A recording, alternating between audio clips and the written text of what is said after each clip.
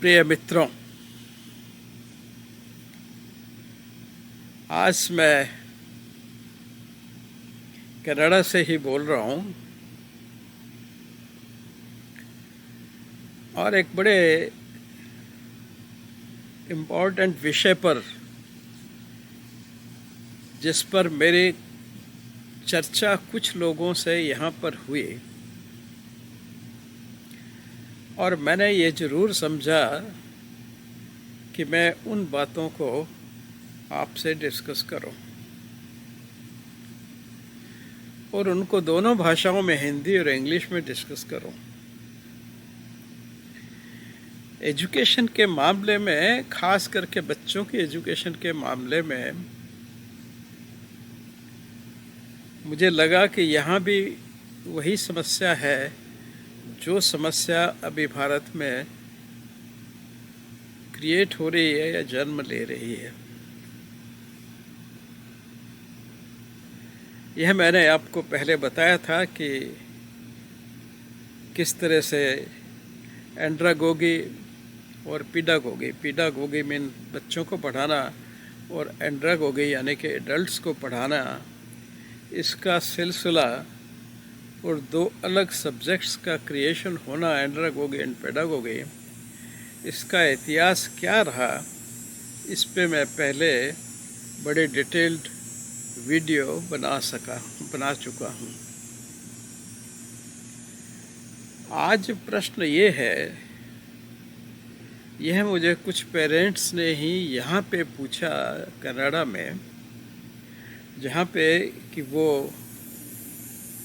Blooms taxonomy पे काफ़ी ज़्यादा ध्यान देते हैं और बहुत से मेलकॉम के एंड्रागोगी के प्रिंसिपल भी उपयोग में लाते हैं एज ए इंटीग्रेटेड वे में स्कूल के लेवल से, और उसी की नकल अब हिंदुस्तान भी करता जा रहा है, क्योंकि मैंने बहुत से स्कूलों से वहाँ पे इस बात की चर्चा होते हुए सुने। मेरे मन में कहा कि कुछ गलत हो रहा है, इसलिए इस चीज़ को बोला जाए, बताया जाए, लोगों तक पहुंचाया जाए, जिससे कि इसमें एक नेसेसरी करेक्शन हो सके समय से। करेक्शन तो वैसे भी समय से होगा ही, लेकिन मैं ज़रा उसको पॉइंट आउट कर सकूं। पेडागोगी और एंड्रागोगी के जब दोनों कॉन्सेप्ट आए, खास करके मेलकॉम नोल्स का एंड्रागोगी का जब कॉन्सेप्ट आया, तो बहुत से लोगों ने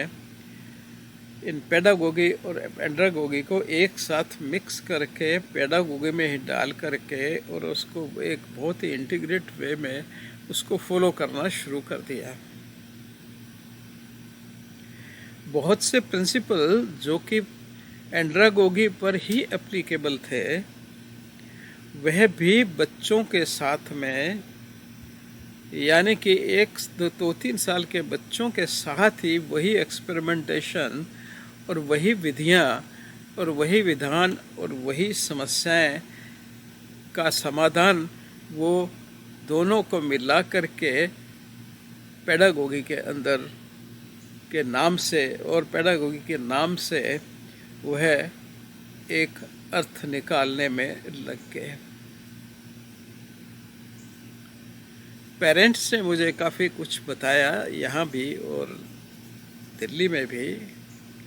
कि उनको क्या दिक्कतें आती हैं इस नए मिक्स्ड वे से। उनको समझ में नहीं आता कि उनका बच्चा किस तरह से सीख रहा है, कैसे सीख रहा है, और इस सब के कारण वो स्कूल को ही उसका ब्लेम देना चाहते हैं और उसका अल्टरनेटिव ट्यूशन्स, पर्सनल ट्यूशन्स, वो लोगों ने आसानी से निकाल लिया है। और शायद ही कोई ऐसा बच्चा हो जो मैथमेटिक्स में या दूसरे साइंस के या दूसरे इम्पोर्टेंट सब्जेक्ट्स में जहाँ से उसका कैरियर डिसाइड होना है उसकी ट्यूशन्स न करता हो, अलग से क्लासेस अटेंड न करता हो, जहाँ पर उन्हीं ट्रेडिशनल मेथड से टीचिंग को यानी कि पेडागोगी के पुराने प्रिंसिपल्स को ब्लूम्स टैक्सोनॉमी के पहले प्रिंसिपलों के आधार पे ही वो उनको पढ़ाना शुरू कर देते हैं। यह एक बड़ी विचित्र स्थिति क्रिएट करता है। खैर अंततोगत्वा सभी बच्चे अपने साध्य स्थान तक तो पहुंच ही जाते हैं, लेकिन ये रास्ता बहुत ही कंफ्यूजिंग और डिफ़िकल्ट बन जाता है। इसलिए उसकी तरफ ध्यान देना बहुत आवश्यक है और उसके लिए सबसे पहले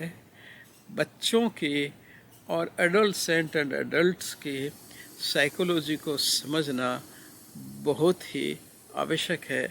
जिसका वर्णन मैंने अच्छी तरह से अपनी तरफ से अपने प्रीवियस वीडियोस में किया है। आज मैं ये कहना चाह रहा हूँ कि आप पेडागोगी के सिद्धांतों को एंड्रागोगी के सिद्धांतों से न मिलाएं। एंड्रागोगी को आप अलग ही रखें, सेपरेट ही रखें और उसमें उसका उपयोग 15 प्लस के बाद ही करें। 15-16 साल की उम्र के बाद से ही एंड्रागोगी के प्रिंसिपल्स को एप्लीकेबल करें और दूसरी तरफ जो पेडागोगी प्रिंसिपल, पुराने प्रिंसिपल्स और जो ब्लूम के प्रिंसिपल थे, उन सब को जोड़ करके, उन सब का एसिमिलेशन करके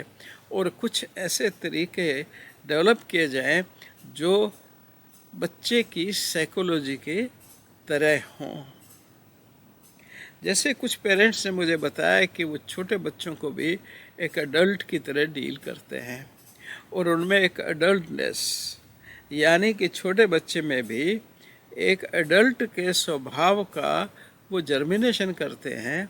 उसको क्रिएट करते हैं और उससे उसके मन में जो कन्फ्यूजन क्रिएट होता है या एक अपभ्रंशता जो क्रिएट होती है, वह उसके आगे आने वाले जीवन में उस पर बहुत प्रभाव डालेगी। यह बात हमें सोचनी चाहिए और यह सोच करके दोनों सब्जेक्ट्स को एकदम अलग करके और एज वाइज पेडागोगी के प्रिंसिपल्स को डिसाइड करके, क्योंकि हम रोट मेमोरी को नहीं हटा सकते पेडागोगी में। रोट मेमोरी एक बहुत ही एसेंशियल पार्ट है, क्योंकि उसकी एनालिटिकल और क्रिटिकल फैकल्टीज जो है वो 14-15 साल तक पूरी डेवलप होती ही नहीं, और अगर आप उनसे उस एज में उनका उपयोग करके अगर उनको शिक्षा देना चाहते हैं या शिक्षा देते हैं, तो वह एक चिरस्थायी शिक्षा नहीं होगी और उसके व्यक्तित्व पे मेरा ऐसा ख्याल है कि सही प्रभाव नहीं पड़ेगा। तो इसलिए आज मैं इतना ही कहना चाहूँगा कि पेडागोगी और एंड्रागोगी के सिद्धांतों को बिल्कुल अलग किया जाए, इन दो को दो अलग सब्जेक्ट्स की तरह डील किया जाए और इनकी मिक्सिंग न की जाए। मिक्सिंग करने से सिवाय नुकसान के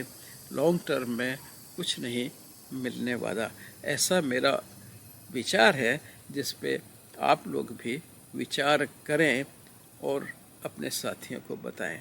धन्यवाद।